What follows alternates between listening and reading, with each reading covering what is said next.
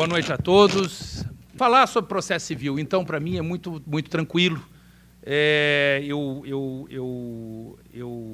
Depois de 20, meu Deus do céu, só de UFSC são 23 anos, e de magistério pode botar aí uns 27, 28 anos de magistério em processo civil. Eu visualizei o código anterior de forma muito próxima. E por que isso? Porque o presidente José Sarney, assim que Tancredo Neves morreu, e o presidente Sarney assumiu, na realidade, assim que Tancredo Neves se hospitalizou e o presidente Sarney assumiu, o Sarney sempre gostou de reformar código, sempre. Onde quer que ele estivesse, e ele não morre nunca, então onde ele estará sempre no meio de nós, ele estará querendo reformar códigos. E logo que ele assumiu a presidência da República, em 1985, ele nomeou uma comissão e trouxe como presidente o Dr. Sérgio Bermudes, com quem eu trabalhava. E em 1985, eu era estagiário, mas eu secretariava o Sérgio no Rio de Janeiro, e o Sérgio nomeou grandes luminares, né? Chamou o pessoal de São Paulo, chamou o Tucci, chamou Adroaldo, chamou Egas, chamou da Federal do Paraná, Adroaldo no Rio Grande do Sul, Cazu, e eu ainda tinha aula com o José Carlos Barbosa Moreira na UERJ. Então, o processo civil era o dia inteiro para mim. E eu, como secretariava, eu fazia as atas das reuniões, e por 2 vezes o próprio professor Alfredo Buzaide estava nessas reuniões. E eu tenho a ata. E uma das coisas que ele dizia, o professor Alfredo Buzaide, com certa ênfase, este código, o meu código, não é um plano de ensino. Por que eu estou trazendo essa lembrança hoje do professor Alfredo Buzaide, já alquebrado, falando isso nos idos de 88, já 89, eu já era formado. Por que estou trazendo isso? Porque eu falei em 1 milhão de advogados. Porque amanhã, desembargador André Dacol, que está desembargador, mas é advogado, vai falar sobre IRDR e sobre as dificuldades de se implantar o IRDR na sua plenitude. Né, de se implantar o Código Novo na sua plenitude. José Carlos Barbosa Moreira dizia em sala de aula que, e já repetindo, na realidade, um artigo que ele tinha escrito para a Constituição, para a nova Constituição, em 1988, dizendo o seguinte, que o legislador brasileiro, em geral, e o legislador processual brasileiro, o aplicador, desculpa, o operador de direito processual, usa o critério de interpretação retrospectiva ou Curupira. É a cara do professor José Carlos falar isso. Por quê? Porque Curupira é um personagem do imaginário brasileiro, da mitologia brasileira, que tinha os pés voltados para trás. E quando você pensava que ele estava indo, na realidade ele estava vindo. Né? Então, por que José Carlos falava isso? Porque o Brasil vivia a maldição de Lampedusa, no Il Gatto Pardo. Muda-se para que tudo fique como era antes. E todo mundo se sente seguro no que era antes. E não gosta do novo. Volpi acabou de demonstrar isso para vocês cartesianamente. Então, por como se enfrenta, então, a propalada crise judiciária? Tem um monte de estudantes de direito aqui. Vocês passam a faculdade inteira ouvindo em crise judiciária. Vocês, advogados, a gente entra no tribunal, a gente entra para conversar com o escrivão, para tentar agilizar um processo. Ah, doutor, é a crise judiciária. A crise do judiciário virou uma desculpa permanente para que as coisas não funcionem. E onde é que está a origem disso? Claro que ela é multifatorial, mas onde é que está a origem disso? Onde é que está o DNA, aquela mitocôndria, né, que revela naquela célula, entendeu? A origem dela. É o ensino. O ensino de direito, e eu venho do Rio de Janeiro, eu posso falar nisso com certa segurança, eu vejo faculdades de direito no Rio de Janeiro ensinando processo civil, por exemplo, que é a minha área, que eu posso falar com mais segurança, ensinando e desobedecendo a orientação que o professor Alfredo Buzaide dava. Este código não é plano de ensino. Mas o que a gente às vezes vê lá no Rio, numa faculdade que fica dentro de um estacionamento, um edifício garagem? O professor, contratado porque ele é do MP, chega lá. Fulana, você aí, de terno branco, você está com um código. Leia para mim o artigo 1º. Isso vai longe. Ela tem uma boa voz, leia para mim o artigo 2º. Então, pegava o código anterior, esse código se aplica em todo o território nacional. O princípio da territorialidade. Nenhum juiz decidirá lide, senão quando for provocado. O princípio da inércia jurisdicional. Artigo 3º, são condições da ação, o interesse, a legitimidade. Entendeu? Essas são as condições da ação, fala um pouquinho mais. Artigo 4º, ação declaratória. Artigo 5º, ação declaratória incidental. Artigo 6º, princípio individualista. Artigo 7º, das partes dos procuradores. Nada tem nada a ver com nada. E a menina lendo. A menina do terno branco lendo. Entendeu? Aí o que vocês fazem? Todos os estudantes vão saber do que eu estou falando. Rabisca o código todo com aquela caneta que ilumina de amarelo. Enchem de post-it com as mais variadas cores. Se perdem totalmente, porque tudo é importante, logo nada é importante. Entendeu? Ficam com aquele terno, aquele vademecum, porque todo mundo não compra mais código, compra vademecum logo para economizar. Tem código militar, tem código aeronáutico, tem código de tudo. E tudo pintado com todas as cores possíveis e cheio de post-its. E vocês só têm uma única saída. E eu entendo vocês. Decorar e esquecer. Essa é a saída. Entendeu? O advogado, ele é um sobrevivente, né? Esse 1 milhão de advogados que nós temos no Brasil, em sua maior parte, é um sobrevivente desse sistema de ensino. O direito é ensinado rigorosamente da mesma forma há 170 anos. Alguém fala, 40 pessoas escutam. Só que ninguém entende as idiosincrasias, pelo menos médias, de uma turma. Eu dou aula na UFSC há 20 e tantos anos. Não mudou muito a estatística. Você bate o olho no Eduardo Lamy, você sabe que ele sabe o que ele quer. Você bate o olho no Pedro Miranda, estou falando dos meus alunos, eu me lembro até onde eles sentavam.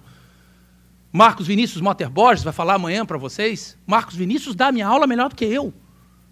Mas de cada 40 alunos, 6 sabem o que estão fazendo em sala de aula. 10 dá para salvar. 15, e não tem problema nenhum nisso, vão aceitar o que o destino lhe trouxer.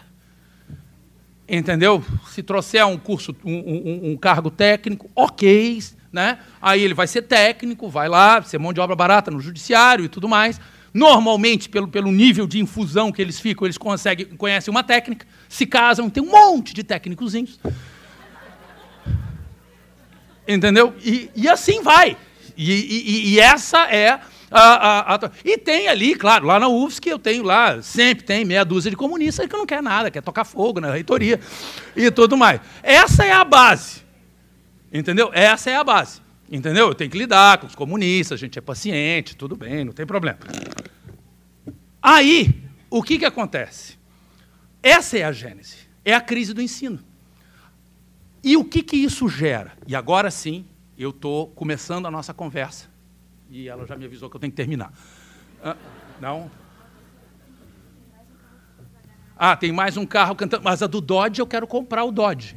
É porque vocês nem sabem o que é isso. Eu e o professor Antônio Carlos Marcato sabemos o que é um Dodge. Eu quero comprar esse Dodge. É um Fox branco. MJM 3849. Saia discretamente. Ok? Opa! Bem discretamente. Então, senhores, por que eu fiz essa introdução meio exasperada? Porque o professor é um grande... A gente ara no mar 24 horas por dia. A gente fica pensando como é que a gente pode explicar melhor, como é que a gente pode falar sobre um novo Código de Processo Civil. Eu sou professor de Processo Civil, sou advogado, como Volpe, como o professor Antônio Carlos, como o professor André Dacol, que hoje é magistrado, mas é professor, um professor da melhor qualidade, como o Lamy, como o Pedrinho, como o Marcos, como todo mundo. Como é que a gente vai... porque o processo civil é cirurgia. Direito material é órgão. Sei tudo sobre fígado. Mas eu não sei operar. Eu não quero nada contigo. Eu quero saber quem conhece processo. Processo é cirurgia. Entendeu? Então, você chega lá, eu sou o cirurgião-chefe, está lá o professor Rogério Zuel Gomes, entendeu? Exímio professor de processo civil, chega lá, ele vai operar o direito em cima do processo. Só que se a gente não entende o sistema, rabisca os vademecums e enche de post-it colorido, a gente não visualiza o sistema. Vocês saem da faculdade, é a minha palestra sobre como enriquecer em 5 anos. A gente sai da faculdade e a primeira coisa que a gente faz é torrar dinheiro numa especialização. Porque a gente não sabe nada. A gente sai da faculdade e a gente sabe muito pouco. Eu estudei na UERJ. Professor Antônio Carlos, meu professor de Constitucional era Afonso Arinos de Melo Franco. Meu professor de Direito Penal era Antônio Evaristo de Moraes Filho. Meu professor de Processo Penal era Evandro Lins e Silva. Entendeu? O meu professor de Administrativo era Caio Tasso. Meu professor de Processo Civil era José Carlos Barbosa Moreira. Eu estou falando dos 5 maiores nomes do mundo nas suas matérias. Um ou outro era bom professor. Professor Afonso Arinos, para vocês terem uma ideia, professor de Direito Constitucional, ele era biconstituinte. Ele tinha sido constituinte em 46 e em 86, entendeu? Ele chegava, para quem conseguia focar, e era um teste de foco, entendeu? Era uma coisa, eu gosto do direito constitucional. Gente, ele vai morrer.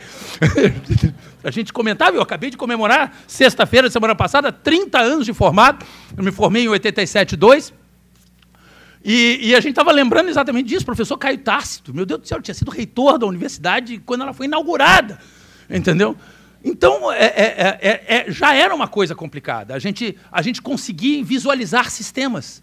Então, eu vim aqui dizer para os senhores o seguinte, na minha opinião, o grande mérito do Volpe, do Didier, de Earle, Leonardo Carneiro da Cunha, se tiver faltando alguém ali do núcleo duro da reforma do Código, a grande inovação desse Código foi eliminar. Tá ok? Não tem problema, eu estou aqui para isso.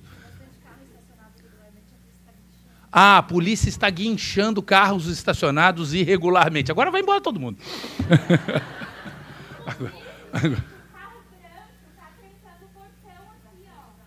Não, já foi. Calma, ela já foi. Já é um senhor que estava aqui, ele saiu discretamente. E tem a dona do Dodge que vai me vender o Dodge, que é um carro gigantesco. Então, senhores, qual foi a grande inovação, sob o meu ponto de vista, que ataca... Está negociando? Essa grande inovação que ataca a questão didática, que é o DNA da crise do judiciário. Isto é, as pessoas saem da faculdade, viram juízes decorando e esquecendo. Viram promotores decorando e esquecendo. Viram advogados decorando e esquecendo. E por que isso acontece? Isso acontece porque a gente não enxerga sistema. E por que a gente não enxerga sistema? Porque a gente acha que lei é plano de ensino. E como a gente não acha lógica, a gente decora e esquece. Todos vocês fazem isso todo santo semestre. Um semestre nem se comunica com o outro. Vocês chegam na prova, agora estamos em novembro, está chegando aí as provas, as segundas verificações parciais do semestre. Como é que vocês vão fazer essas provas? Como é que vocês faziam essas provas, vocês que são advogados recentes? Não fala comigo, quieto. Manda a prova, manda a prova, manda a prova. Ah, tá aqui. Ah. Nunca mais. Entendeu? Estou liberado desse conhecimento. Intervenção de terceiros, coisa mais chata do universo. Entendeu? Decorei lá. Ninguém nunca entendeu a intervenção de terceiros. Entendeu? Acho que nem o Buzaide entendia a intervenção de terceiros. Entendeu? Então, o que acontece? Vocês passam por essa situação. Eu estou falando sério. Entendeu? E aí, imagina, o juiz que decorou e passou, e agora está julgando. O promotor está promovendo. Só que o código sequer é de processo. 90% do código é procedimento. 2 oficiais de justiça cumprirão o mandado, um dos quais, né, porque não pode ser os 2 em jogral, né, advertirá o credor a abrir as portas. Não abrindo as portas, arrombarão todas as portas internas e externas que acharem. Gente, isso está escrito no Código. Como estava escrito antes na divisão de terras particulares, o agrimensor utilizará os aneroides, entendeu? Em varas de 12 milímetros, no máximo, fixando firmemente as estacas, não sei o que. Isso estava escrito no Código. Ninguém entende isso. E, na realidade, o Código sendo de procedimento, e é normal que o legislador se fixe no procedimento, é normal que o legislador se fixe no procedimento, ele acaba, para evitar nulidades, para preservar a rigidez do ato, eu compreendo isso. Mas aí eu pergunto, para qualquer aluno meu, quantos capítulos tem uma sentença? Eles vão lá e pá, 3. Relatório, fundamento e dispositivo. Errado. Os capítulos são do dispositivo referente aos pedidos que foram formulados. A capitulação da sentença se refere a pedidos, só que isso não está escrito em lugar nenhum. Isso é processo, isso não é procedimento. Mas todo mundo só visualiza o quê? O ato. Eu estava dando aula na segunda-feira, eu estava explicando que existem determinadas medidas antecedentes, né, em tutela de urgência, cautelar, em que o juiz pode deferir a tutela, você move a medida antecedente, mas você não tem prazo para ajuizar a ação principal. É a diferença entre medida antecedente preventiva e medida antecedente preparatória, nos termos das antigas medidas cautelares preventivas e preparatórias que podem haver, porque eu posso ajuizar, eu tenho uma situação de urgência, mas eu não tenho ainda o interesse de agir. Então, não há ainda um prazo, porque a obrigação ainda não venceu. O sujeito está fugindo, por exemplo, entendeu? Ele está fugindo do país, mas a obrigação dele não vence e a fuga não está prevista como elemento de resilição do contrato. Então, eu tenho um elemento para pleitear uma medida de urgência, mas eu não tenho ainda como ajuizar, como aditar agora o pedido. Ou, no antigo jargão, ajuizar a ação dita principal ao processo cautelar. Onde é que está escrito isso? Em lugar nenhum. Isso é processo, isso não é procedimento. E o Código só traz procedimento. Traz uma ou outra referência processual. Uma ou outra definição de instituto.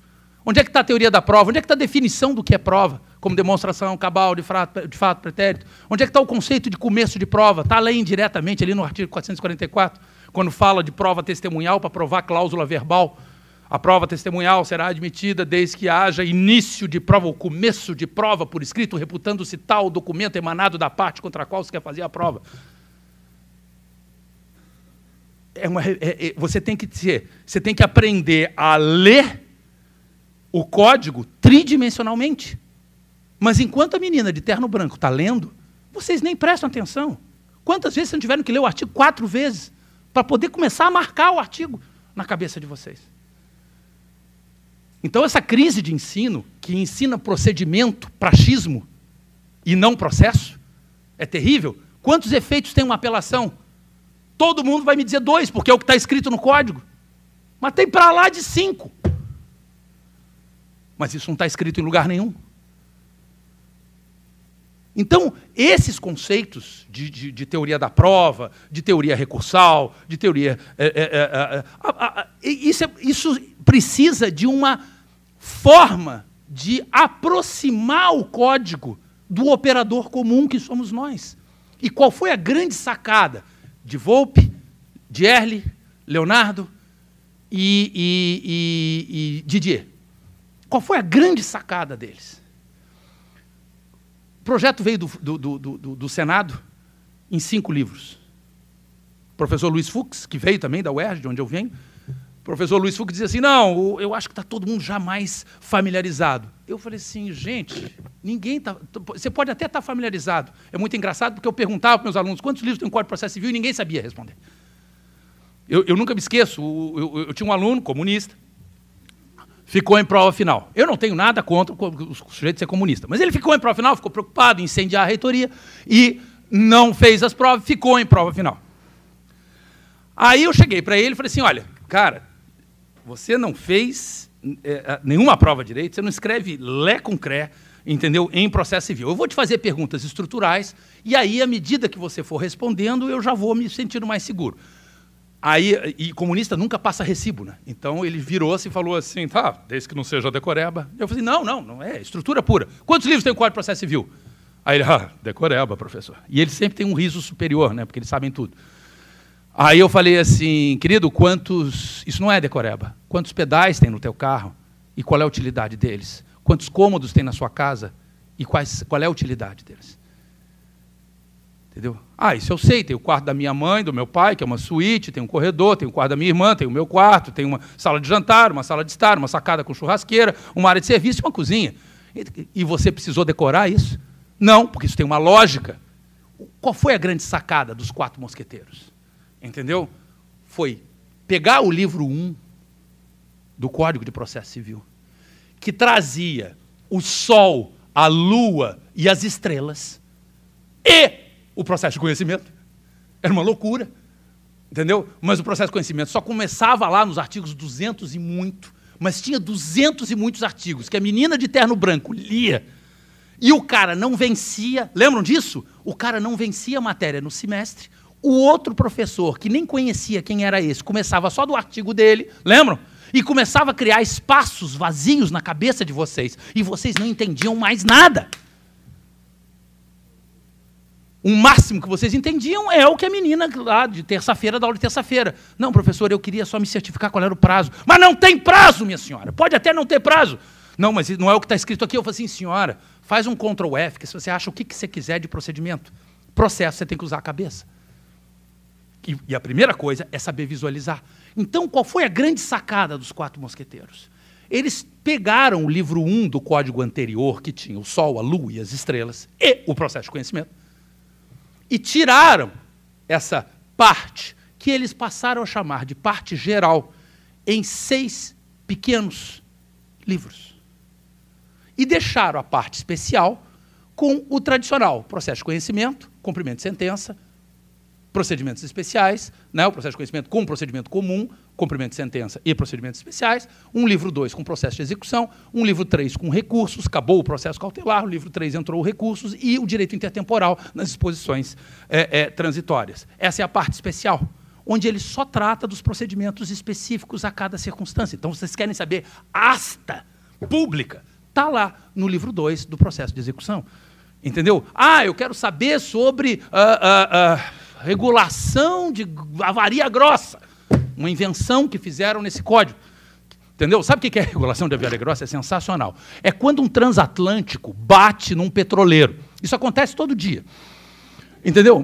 Mas tiraram do direito marítimo. Eu até entendi o que o Didier quis fazer. O Didier quis regular. Teve até um problema de negociação, se não me engano, tinha um deputado do Rio de Janeiro, acho que com o mesmo nome que eu, que disse, não, eu só coloco isso em pauta se colocar lá o direito marítimo lá dentro. O carioca é fogo, né? Então, vocês já sabem onde achar essas receitas de bolo, com institutos processuais pontuais, como reconvenção, entendeu? Como as exceções, como as questões recursais, entendeu?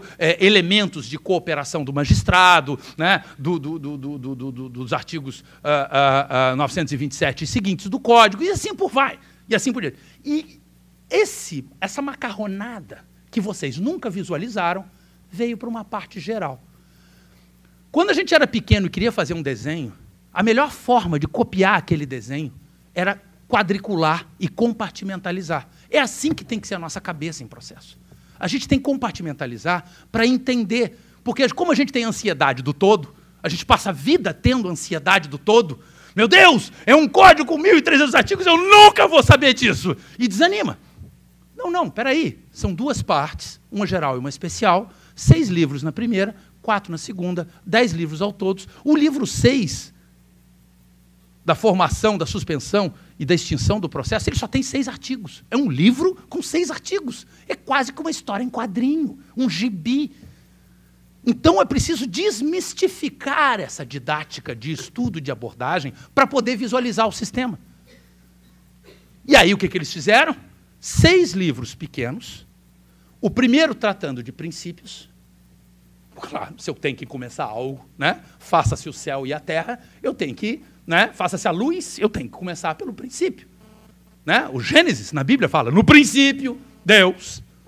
Né? No princípio havia no princípio havia o verbo, e o verbo emanava de Deus, e o verbo era Deus. Apanhei muito para saber isso. Tinha um padre maluco, batia em mim.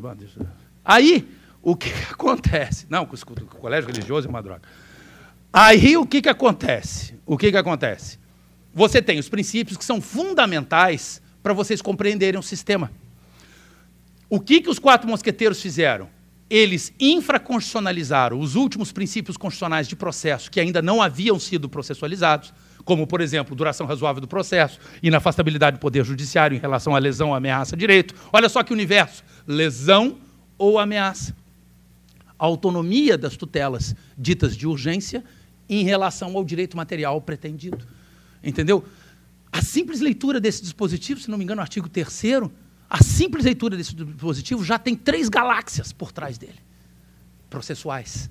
Mas por fora, se vocês lerem como vocês leram na faculdade, é só procedimento. Ou então algo que vocês decoraram e esqueceram. Ou então é apenas um princípio que moldura um quadro bonito, mas que vocês não conseguem ver utilidade para entender o sistema. E aí, entendeu? Princípios até, além da infraconstitucionalização, trouxeram um princípio novo. Didier tinha acabado de voltar de Portugal, foi lá, fez um neo, pós, ultra, mega doutorado com a professora Ana Paula na Faculdade de Lisboa e trouxe o princípio da cooperação. O que é o princípio da cooperação?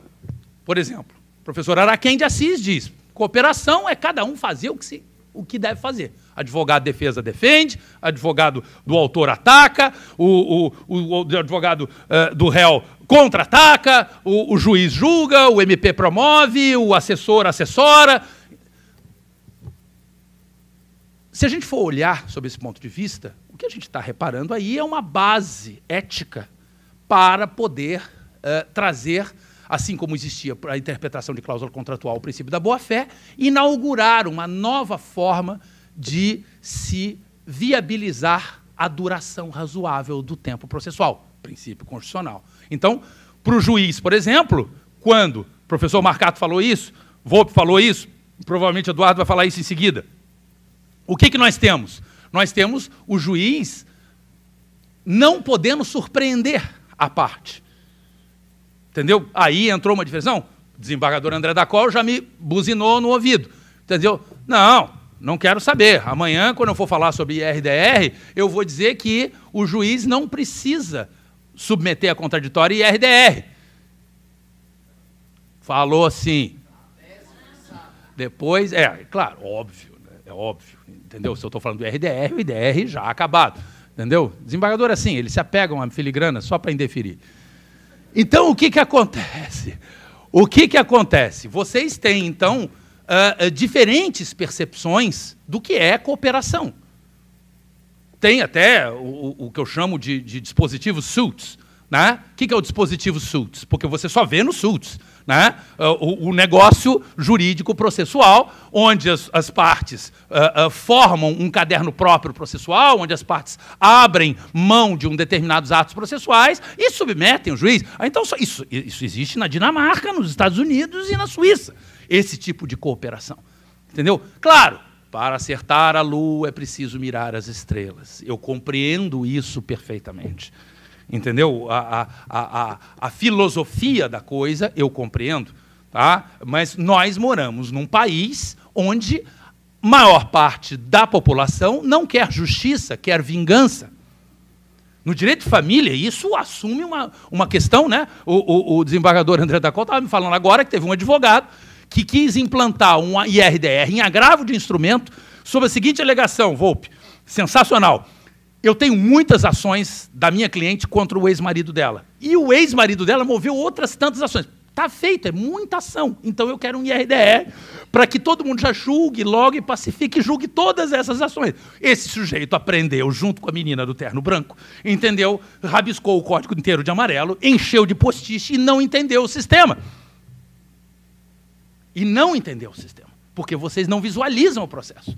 visualizam o procedimento. É a preocupação com o prazo, é a preocupação com a forma, né? Está lá na petição, porque o código fala que a petição inicial, além da qualificação, do endereçamento, tem que trazer o silogismo do fato, do direito, além do pedido, entendeu? Todo mundo começa a petição como? Dos fatos. E alguém lê uma petição dessa? Ninguém lê uma petição dessa. Quem escreve dos fatos está condenando o próprio cliente à não leitura.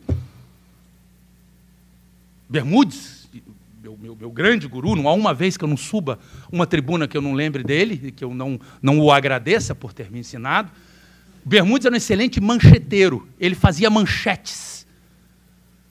Qual era o objetivo da manchete? Humberto Eco falou isso quando ele, no pós-escrito ao Nome da Rosa. Por que eu batizo os meus livros com esses nomes? Para despertar curiosidade, para antecipar o que eu vou escrever, para facilitar a leitura. Se eu escrevo Alexandre Dumas, Os Três Mosqueteiros, entendeu? Eu já localizo o meu leitor no tempo, no espaço, entendeu? E aí entra, Isabela Medeiros vai ficar louca comigo, né? Escritório Modelo, né? Que é o grande assassinato do processo civil, né? O que acontece? Né? O Escritório Modelo, além disso, além de confundir isso e obrigar isso como se fosse uma técnica, ele ainda obriga vocês a confundir redação de contrato com redação de petição. Aí o que acontece? Vai lá e coloca: o primeiro autor entabulou com o segundo e terceiros réus. Aquilo que o primeiro autor e o terceiro autor estabeleceram. Ninguém está entendendo nada. Isso quando vocês não colocam data por extenso. Em 17 de outubro de 1999, estabelecendo, então, um contrato com prestação de R$ 1.332,32. Aí, para acabar, abre parênteses, 1.300... Está tudo errado. E as pessoas ensinam isso. Entendeu? Claro que eu não estou me referindo ao SESUS, que a Isabela sabe disso, né? Aqui no Sul vocês têm um ensino infinitamente mais bem estruturado, mas de onde eu venho? Entendeu? Vocês não têm ideia. Entendeu? Então, o que acontece? Essa primeira parte tem princípios. Então, princípios novos, como a cooperação, princípios inconstitucionalizados e subprincípios, princípios que a gente chama de informativos, não fundamentais, tipo não surpresa, entendeu? Ordem cronológica e aquelas questões. O livro 2 trata de ação e jurisdição. Se eu fiz o céu e a terra, eu agora tenho que estabelecer o sol do sistema. E qual é o sol do sistema? A teoria da ação. Não existe ação indenizatória de danos aerociclísticos. Existe apenas uma ação triplamente condenatória em cumulação simples. Eu sempre escuto isso de aluno. Professor, não sei por que vocês têm essa voz quando vocês são alunos.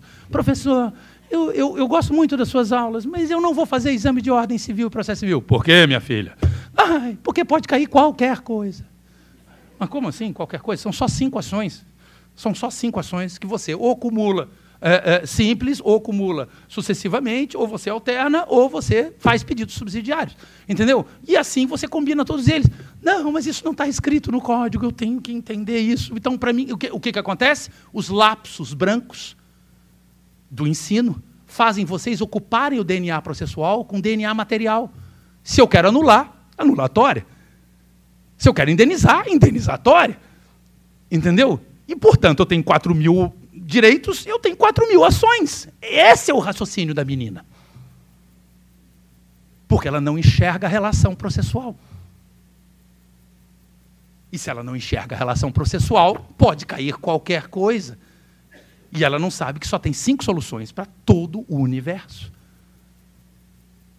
Então, esse é o conceito muito importante. Eu estabeleci a principiologia, fiz a luz, e a luz é a teoria da ação e da jurisdição. Ação declaratória, sentença-se procedente declaratória, ação constitutiva. Então, isso é muito importante. E ali você encontra, por exemplo, o professor Marcato falou sobre isso, competência. Aí você começa a se achar, olha, eu não preciso mais fazer um Ctrl F.